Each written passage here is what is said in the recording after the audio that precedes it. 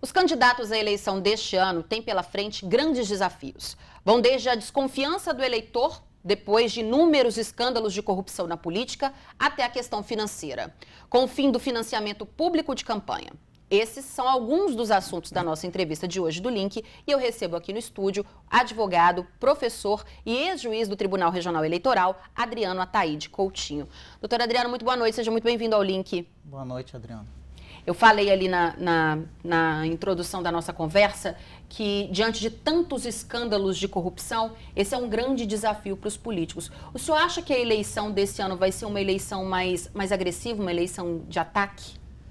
Eu acredito que o momento, do país ele proporciona esse tipo de comportamento. Entretanto, recentemente houve um pronunciamento do ministro Admar Gonzaga, que faz parte do TSE, no sentido que, a nível nacional, o ministro Fux, que é o presidente do TSE, ele pretende fazer um acordo de tolerância entre os candidatos. Então, eu acredito que esse tipo de posição do TSE, no sentido de solicitar uma amenização dos ânimos, eu acredito que vai diminuir os temperos, os acirramentos entre os candidatos. A gente sabe que hoje a internet é importantíssima na nossa vida e ela deve ter, esse ano, um papel ainda mais decisivo na campanha? Olha, a internet é uma coisa que já é a realidade da nossa população, vamos dizer assim, do mundo todo. É uma coisa muito difícil de ser controlada. Nas eleições de 2016, nós tivemos várias situações de abusos, de utilização desses recursos que vieram para facilitar a vida de todos e foram utilizados de forma indevida. Então, a grande questão, não só do Brasil, como de todo mundo, é como a gente pode controlar isso. E a internet você não tem como considerar somente os computadores. Nós temos as redes sociais, via telefone, aplicativos aí que são de conhecimento de todos. E esses aplicativos que são os itens mais difíceis de você promover uma fiscalização mais efetiva. Seja pela dificuldade técnica, seja pela dificuldade dos próprios desenvolvedores de darem acesso a determinadas informações. A própria Justiça Eleitoral, ela teve muitas dificuldades, assim, confirmação de dados, cumprimento de ordens judiciais. Isso é uma coisa que dificultou as eleições de 2016 e de 2018 eu acredito que vai continuar da mesma forma. Embora o TSE ele tenha trabalhado numa linha de ajuste de entendimentos com esses sites, com essas redes sociais, para buscar um entendimento no sentido de possibilitar um controle mínimo, se a gente pode chamar assim. Por isso essa preocupação tão grande com as fake news? Sim, porque o efeito de uma fake news na internet, na rede mundial de computadores, ele não tem como ser medido.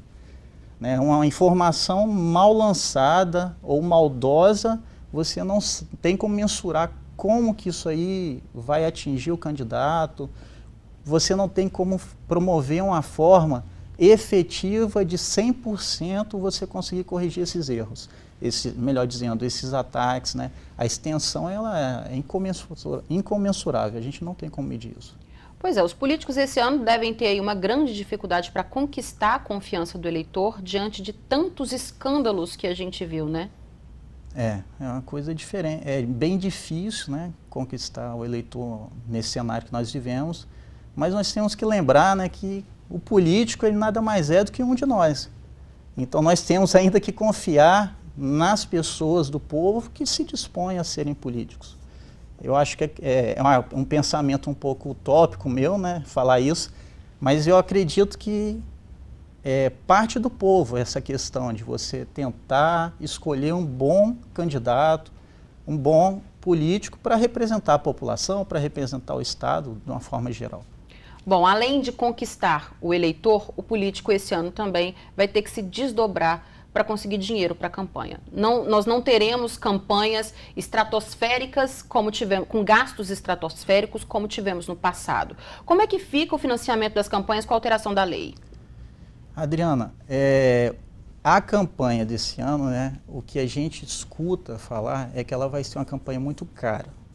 Entretanto, se nós fizermos um comparativo com as eleições de 2016 e as eleições de 2018, nós tivemos a criação do Fundo Especial de financiamento das campanhas eleitorais, o fundo eleitoral, e ele vai facilitar, de certo modo, esses gastos, né? Porque foi criado um fundo, além do fundo partidário, para promover, para fomentar aí as campanhas eleitorais.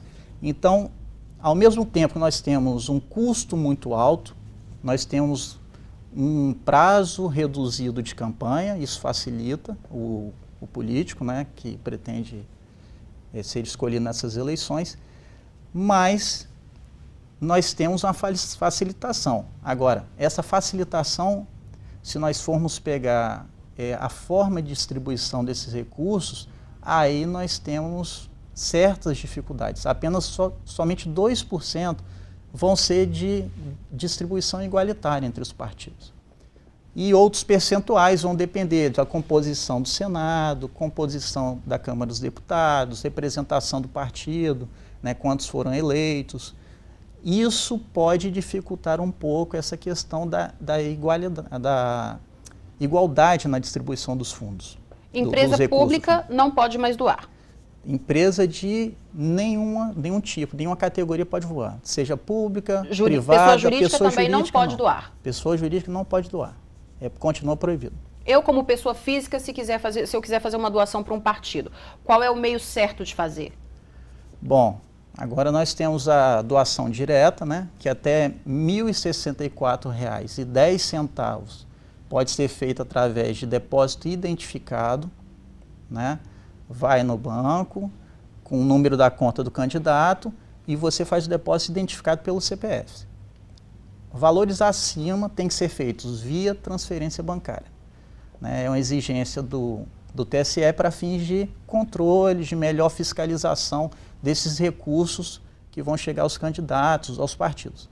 Além disso, né, a figura da vaquinha virtual, né, a vaquinha eletrônica. A vaquinha eletrônica, ela é possível, já estão abertas, né, para aquelas empresas que se cadastraram lá no TSE, que foram autorizadas, o doador, a pessoa física, ele já pode fazer essa doação.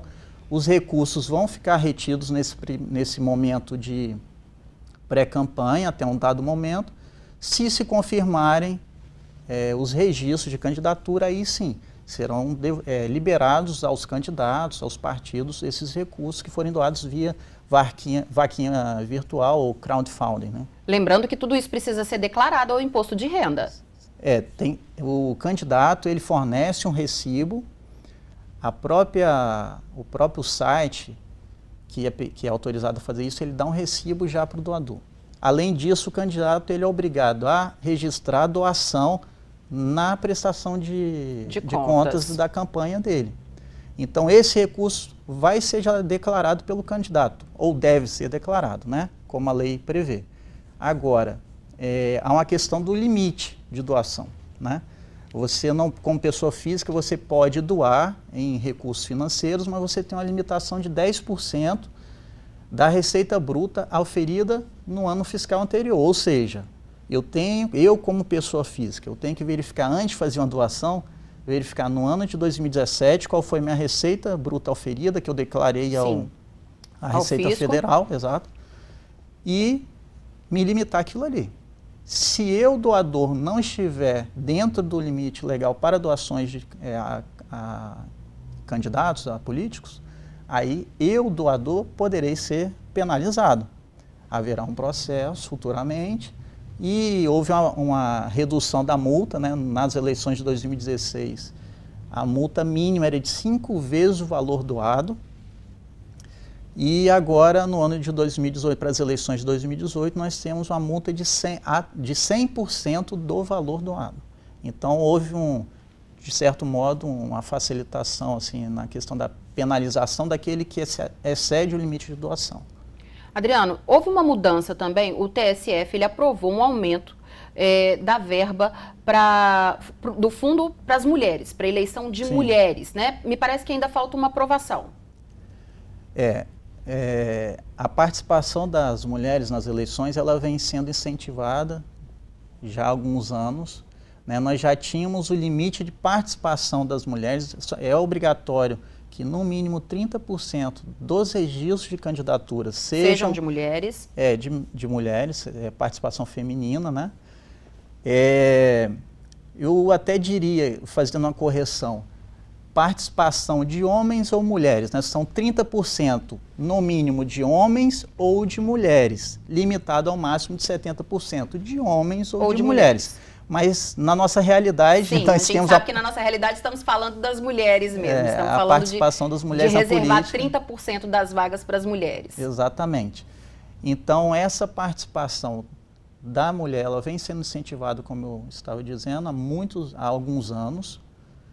E nós tivemos alguns problemas de fraudes, né, nas candidaturas, nos registros de candidatura. Então, salvo engano, dos candidatos que não tiveram nas eleições de 2016 nenhum voto, 84% eram de mulheres. É um número absurdo. Então né? Você percebe que, você nota que é uma fraude, porque nem a candidata votou nela.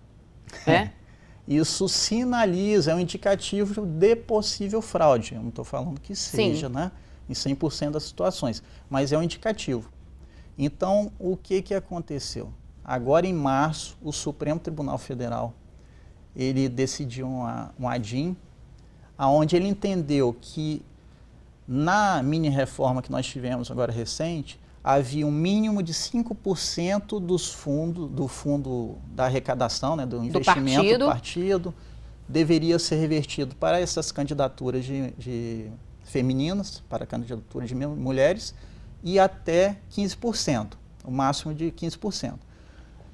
O Supremo agora em março decidiu que não, que deveria existir uma equiparação. Se há uma obrigatoriedade do mínimo de candidaturas em 30%, eu também tenho que ter a reserva, a destinação de recursos no mínimo de 30%. E isso deve ser proporcional. Sim. Se determinado partido tiver 50% de registros sendo de mulheres, ele tem que destinar 50% dos gastos, dos recursos, para essas candidaturas. E você acredita que dessa forma nós teremos mais participação feminina na política? Vamos conseguir? Acredito que sim, né? Porque passa a ser algo imposto.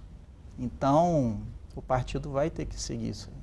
Adriano, eu gostaria de agradecer a sua presença aqui no Link e deixar o nosso espaço aqui sempre aberto. Eu que agradeço. Obrigada. Obrigado, uma ótima noite.